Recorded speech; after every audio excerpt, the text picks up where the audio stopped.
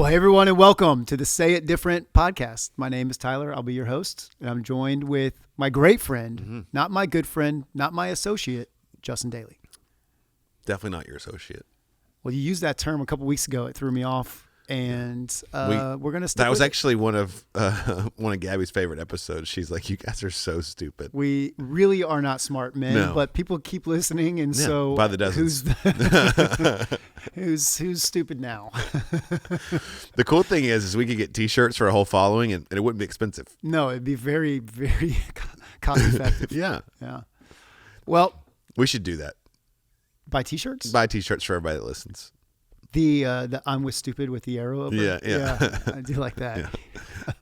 I get my information from idiots. Yeah, good. Well, we're open to some brainstorming, some ideas for shirts. So let us know. Yeah. Say a different podcast. We're just trying to bring some common sense and biblical perspective to the issues that we're all processing. So we just hope our perspective adds value to yours. So, listen, I like starting these episodes just with a situation that's just real time. Yep. Right here in front of us. And I saw a story. Do you like water parks? I actually love water parks. Yeah, I'm a big fan. What's the best water park in Orlando, according to your? The best amusement park in general in Orlando. Oh, this is going to be a very hot take. Volcano Bay. Yeah, It's not close. not close. Not close. There's not a close second. Okay. There's not a more enjoyable day than at Volcano Bay. That's their slogan. Yeah. We got a cabana one year for one of the boys' birthdays. Actually done a couple times, and it really is my favorite theme park experience. You got a place to sit in the shade. You can take your food there. Yeah. And their system where you can go play in the Rapid River or the wave pool. The Rapid River is one of the greatest rides. It's unbelievable in all of Orlando. And you don't wait in line there because you go scan and then you go back when it's ready. You wait in line 5 or 10 minutes. So if you got little kids, you're keeping them busy all day. You're not standing in line. They got the little water spouts everywhere where your feet don't get hot. They've thought of everything. They've thought of everything. And if you stay at Cabana Bay, you can walk over, get in early. Well, extra hour. We're pleased to announce that Volcano we're looking for Bay is sponsors. one of our If sponsors. yes. You've plugged them very well. Thank you for that. If they could give us a free T-shirt, that'd be great.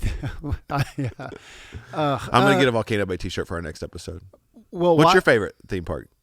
I do enjoy Volcano Bay, mainly because Orlando is a swamp, and any other theme park that's not water based is pretty unenjoyable. You're going to be wet either way, so I might as well be wet in a rapid river. Is there anywhere more miserable than July August 17th, August 12th? Yeah, 100 degrees, 115% humidity. Your kids are ungrateful, and you're standing in an hour and a half line outside Magic Kingdom. Ice I don't know what everybody believes forearm. here, but they don't have any alcoholic beverages there. You can't even get a beer. No, there's no hope for. We just lost 12 people because I said beer. Yeah. Non-alcoholic beer, obviously. And O'Doul's. O'Doul's, yeah. You can't have an O'Doul's. Your ice cream's melting. Yeah. It's hot. There's no shade. There's No shade. There's no shade at Magic People Kingdom. are smelly. You're smelly. Angry. Yeah. Ugh. Don't come. Yeah, no. But you know Volcano what? Bay. Back to Volcano Bay. The other thing is at Disney, you're spending half a year's salary to have that experience. Yeah. Yeah. That's tough. Yeah. Like a $13 ice cream bar. Yeah. Yeah. But the That Dole melts. the Dole Whip. The Dole Whip's great. The problem with the Mickey Dole Whip's Mouse great. ice cream bar is by the time it's so hot, you take one bite, now it's melted all over you and your kids. You got a stick with some milk. Yeah.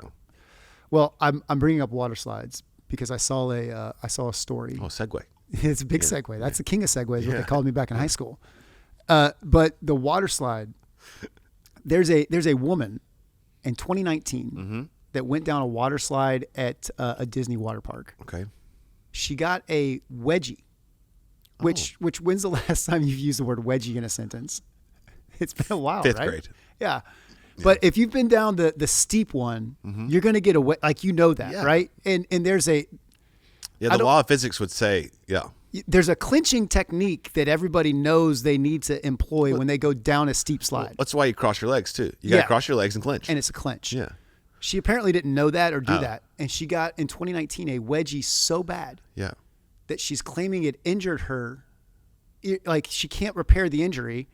And she's suing the water park for an aggressive wedgie. Okay. Why did it take 4 years for the injury to appear? Well, I think it's been 4 years of rehab trying to fix the wedgie. Oh, well, I don't want to make light of if she really has a injury, but it seems like the injury would have shown itself 4 years ago. Yeah. It's tough to. I don't know a lot of the details. I haven't called her personally, but to me, you ride the big rides to get the wedgie. Like that's part of the experience, right? It's part of it. You're going to come down knowing that you're going to spend the next 15 minutes or so. I don't think I've ever thought about cleaning your bathing suit back out. No, I've never thought that personally. Well, last time. But they have big pictures at the top of the slide that say cross your arms, cross your legs. And then they tell you that. And so if you don't listen to instructions, you probably can't file lawsuits. It's a full cross and clench. It's a C and C. It's the C's of a I've steep never water slide. heard anybody say that, but I think maybe you should start like dodgeball. Like a safety protocol for water slides. Yeah. I think maybe that's your next calling. Yeah. I mean, maybe you do pastoring, podcast, and safety protocols. I'll tell you one thing. After this lawsuit, there will be no wedgies on my watch. I'm a wedgie-free zone. So just thought it was we live in a crazy world right now. We do live in a crazy stories world. like this just make me That's like the lady that sued McDonald's for millions of dollars for spilling coffee on her. That's the thing. This lady's probably going to have a new vacation home in West Palm Beach from this lawsuit, and good for her. Yeah. Good for her.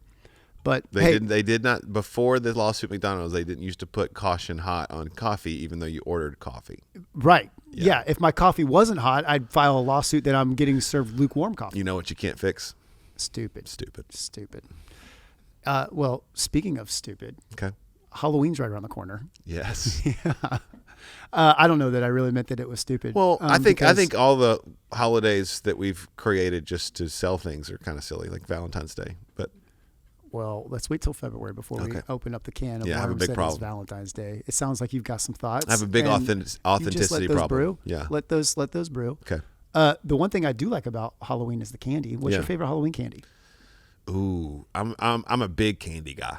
Some would call me a candy connoisseur. And so I love Mike and Ike's. I love anything sour. You know, a little sour patch. How do you feel about candy corn? No. No. It's candy corn. It's gross. It is the worst thing that's ever been invented. Yeah, my son likes it, and Peeps. I just don't know. I'd eat a handful of Peeps before I eat one candy corn. Yeah, it's all sticky. It's uneatable. Yeah, you can't eat it. So horror movies, haunted houses. I can't. Yeah, I'm not a big. I can't do them. I do suspense movies. I'm not into just slasher horror, like scare. I know we're probably gonna get into this. I don't mess with like the demonic stuff. Like I don't want to watch an exorcism or like a haunted house where. Yeah. Well, I remember as a middle school age kid going to a friend's house and watched the original It movie. Stephen King's it was 1992 version of It. Yeah. And I swear I saw that stupid clown in every dark window for the next 4 months of my life. I happened on Stephen King, Pet Cemetery when I was 8 years old, and I can still remember every death scene. Yeah, it's traumatic. Yeah. Right.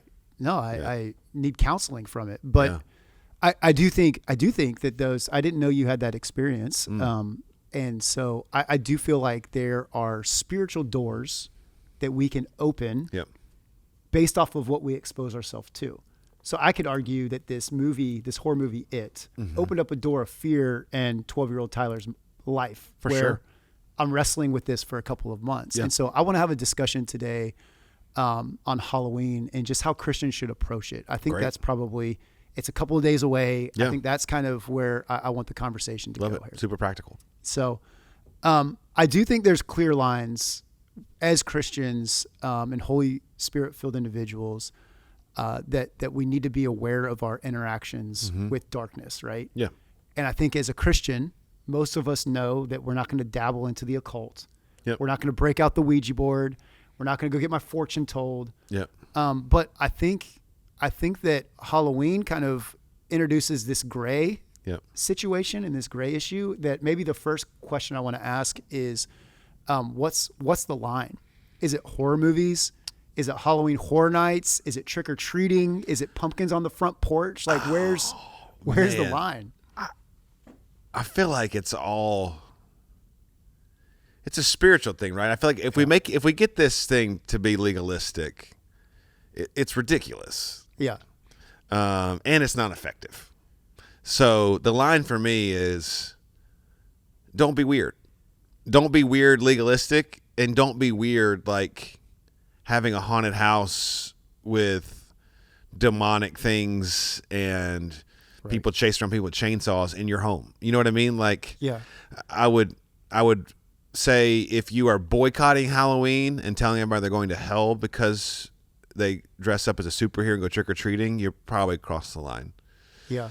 And then if you're holding seances or your whole house is decorated with like skeletons and ghosts and demons, like I'm a little confused at what you're celebrating. Well, there? yeah. Not only what are you celebrating, but just sheer stewardship. Like, you're a grown adult. Why is your house dressed up like a haunted house? Yeah. Yeah. It's really an interesting deal. And if it is, we love you.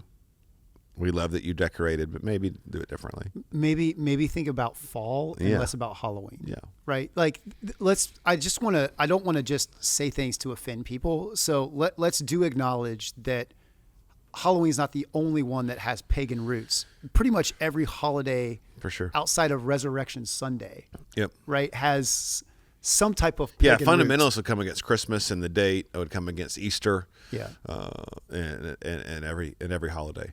I think the line for me is what we did early at the church. Why can't we should not dabble in the occult? We should not dabble in Ouija boards and crystals and mediums and hearing from higher powers. Like, all of that stuff we know is satanic and it's from the enemy. So we should live a life led by the Holy Spirit. But Halloween in it of itself does not carry like the occult. Things about it do. Demonic strongholds, demonic movies, the things that I just described, celebrating death, all of those things. So I would say the line is find something away from that. But if your 7-year-old wants to dress up as their favorite football player and go get candy, like, you're not inviting the enemy into your home. Like, you're walking to your neighbor's house and going to get candy. So what we used to do at the beginning of the church is we wouldn't necessarily celebrate Halloween, but we would have every home and small group gather and give out the best candy with a church invite. All your neighbors are coming to your house. Right. It's one time a year where they're actually coming to you. You get to give the best candy, have the most like welcoming home, and then invite them to church. Let's redeem it. Like, let's not support and celebrate evil or the demonic. I'm not saying invite that stuff in, but the day itself and the gathering of people and having parties or having people over or going door to door, there's no way that that's sinful. I think too many times we kind of throw throw everything out when really we should throw out the stuff that's from the enemy. But there's a lot of things that's just normal. Like candy, kids, costumes, and hanging out with friends. Right. That's not sinful. Yeah. Allowing your kids to have fun without worshiping Satan. There's a way to do that. Yes. Yeah. Yeah. Well, I do think with Halloween too, because it's pushes everything to the front. For sure. There are two spiritual worlds that exist, right? Two spiritual realms. There's a good and an evil, a heaven and a hell, a God and a devil. And those two realms are kind of running parallel with our physical world, right? And there's why there's intersections with the physical and the spiritual. Yeah.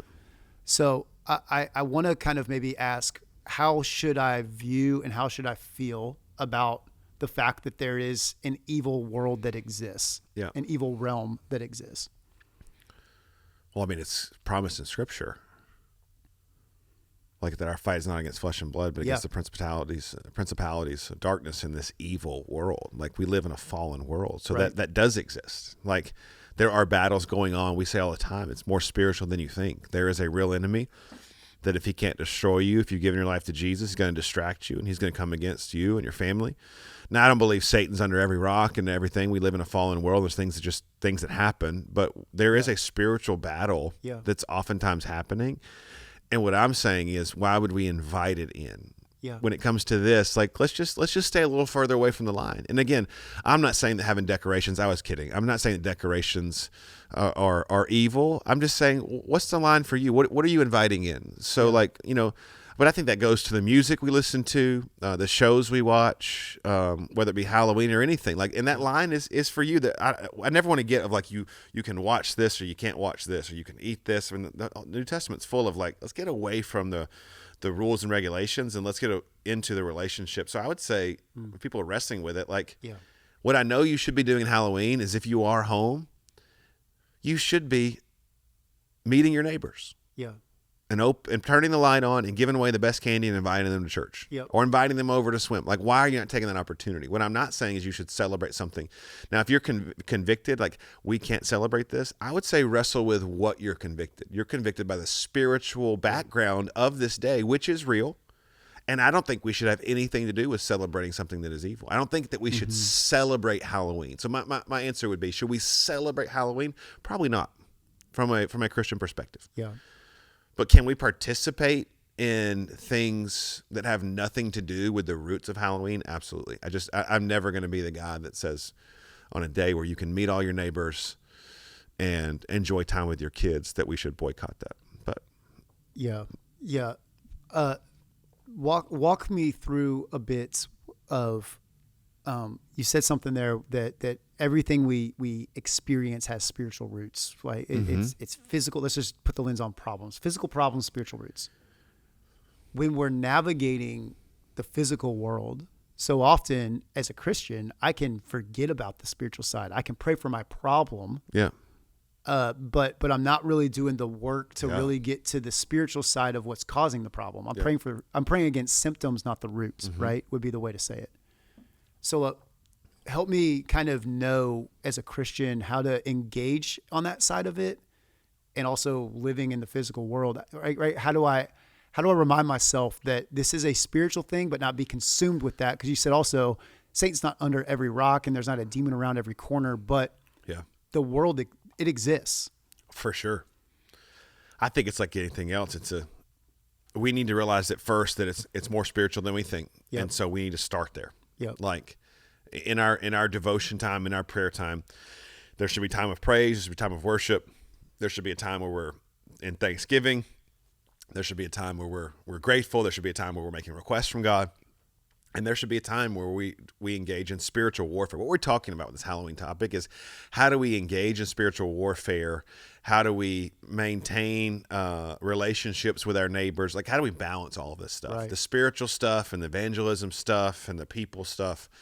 And so it should start with spiritual. And so I would say, like, we should be praying for our kids, for our spouses, for our day, from a spiritual perspective. Like, we should be saying, God, I want you to go before me, protect me from any of the schemes of the enemy. Don't let me believe the lies. Let me see things for as they are, that people aren't the enemy, but that I have a real enemy, but you are greater. We're praying through things and approaching it spiritually, but then we're walking it out practically. You can't just stay in your prayer closet all day. You got to go out and live your life. Yeah. And you can't run away. What my fear is, if we're too spiritual, and I don't mean too spiritual because you can never be too spiritual, but you know what I mean. Like if we stay here, then we never do anything out here, and that's a common thing we talk about all season. But like, I'd hate to miss out on the opportunities next week at Halloween, because I was interceding for everybody's hearts in my neighborhood. When God could give the opportunity that all those hearts could be passing by my door, and I could be meeting them and telling them about Jesus. But But I would also pray before they came over. Like, honestly, like Kingston got really scared by somebody, like a really bad costume, and these high school kids were jumping out of the bushes, and he had nightmares for weeks. And so honestly, if I was taking, my kids are old enough now where they're not interested in it, but if I was going out, like I would literally pray. Like, just real practically, that morning in my quiet time with God, I would pray for my boys' hearts. I'd pray for nothing to scare them. I'd pray they wouldn't see anything. I pray that we just enjoy a good walk and some good candy. I pray they'd be generous with Dad with their candy, with the dad tax. Well, they're going to be generous whether they want to be or not. It's a dad tax. That's why we celebrate. Well, we participate with Halloween. Thank you for that. This podcast is even helping my terminology. So I would pray about the night. Pray that God would give you divine connections with people and open doors to great conversations. That's what you're going to do. And then pray protection over your kids, over what they'll see, over what they'll hear. And honestly, we stopped trick-or-treating with Kingston because of that time. We didn't go back because he got scared. So for us, it was a conviction, and it wasn't healthy. We had a kid who was struggling with some sensory stuff and some emotional stuff, and that was too scary for him. So for our family, it was a night off, a light out, because Kingston, we did not want to invite that because it was affecting Kingston. Yeah. And so it wasn't because I was against people or I'm boycotting. I made a decision for my family based off of my circumstances. One year we did it. The next year we didn't. Yeah. Not because we were against people or because we were trying to be legalistic, but it just wasn't good for our family, both spiritually and practically. Yeah. Yeah. No, I think that's great. That's great. And I will say, just as a general practice for people, if you're going to stay home with the light out, don't put the bowl of candy out with the sign that says "Take one, please," because nobody's taking one. Little Johnny's going to come up and he's going to dump that whole thing into his pillowcase and he's going to go to the next house. And it's just not good for little Johnny to have. I will give parents a little parent hack. What we did when Kingston was no longer interested because he was scared is now we just go to a convenience store, get all of our favorite candy, and watch a great movie. And so we get the candy we want, not just all the random candy. And we still have a great night with the kids. And you give out great candy at the door with an invite card to church. Yeah. Yeah. Well, I will submit also, there's nothing better. Two things. There's two things that are. I feel like you're getting really serious, but you're about to say something that's not serious. No, I'm. You're dead serious. Dead serious. Okay. There are few things better than a Reese's peanut butter cup out of the freezer from Halloween. Oh, from Halloween. Yeah, there's just something about the Something purple special. wrapping. Yeah, the little bat on the packaging. Oh, when it comes, careful with the bat. Well, the undead? God created a bat. He did. He not? He did. Adam named the bat? Yeah. Okay, good. So that's the bat that's on the Reese's. It tastes too good to be evil. I'm just going to say that. Oh. Tastes too good to be evil. It can't be. I don't think that's not like a theological statement. It's like kind of. No, but I stand behind it. The only thing that would compete with the Reese's would be a Twix, frozen. Just to go back, I stand behind it from the analogy you're giving for candy, but just like generally speaking. How else could it be taken? Do you think people are going to run with a statement like that? No. People know my heart and they know where I stand. Yes. Yeah. And good. And what's crazy is how often they give you and me the benefit of the doubt. All the time. Yeah. Like it's crazy. It's one of my favorite things. One of my favorite people. things. The grace. They never judge me. They always say you're a pastor, so you had to have meant that's the best thing there. Yeah. Every Sunday, those emails. That really is true. No, thank you so much for the message you shared. You didn't say was anything good. wrong. It was so great. A couple things. And it changed my life. And even if you did misspeak, I took it the right way. Yeah. Yeah. Never have I ever gotten an email other than that. Yeah. Those are great emails. Yeah. They're the best. Yeah. The best. I always leave encouraged. Yeah.